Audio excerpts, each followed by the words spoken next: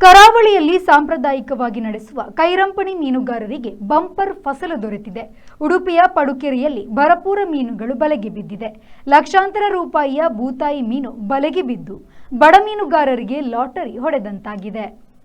ಸಾಮಾನ್ಯವಾಗಿ ಕೈರಂಪಣಿ ಮೀನುಗಾರಿಕಾ ನಡೆಸುವ ಬಡ ಮೀನುಗಾರರು, ಕಾರ್ಮಿಕರು 10 ರಿಂದ 15 ಜನರ ತಂಡ ಕಟ್ಟಿಕೊಂಡು ಕೈರಂಪಣಿ ಮೀನುಗಾರಿಕೆಯನ್ನ ನಡೆಸುತ್ತಾರೆ. ಸಮುದ್ರ ತೀರದಿಂದ 2 ರಿಂದ 3 ನಾಟಿಕಲ್ ದೂರದವರೆಗೆ ಕೈರಂಪಣಿ ಬಲೆ ಹಾಕಿ ಮೀನುಗಾರಿಕೆಯನ್ನ ನಡೆಸುತ್ತಾರೆ.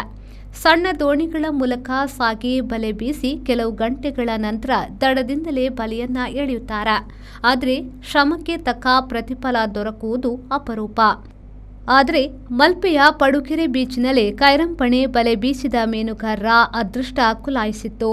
ಬೂತಾಯಿ ಮೀನುಗಳ ಗುಂಪು ಕೈರಂಪಣಿ ಬಲೆ ಬಿದ್ದಿದೆ.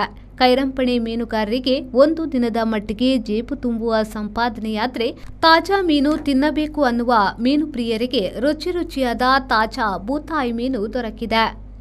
ಶ್ರೀಜಿತ್, ವಿ4 ಚಾನೆಲ್, ಉಡುಪಿ.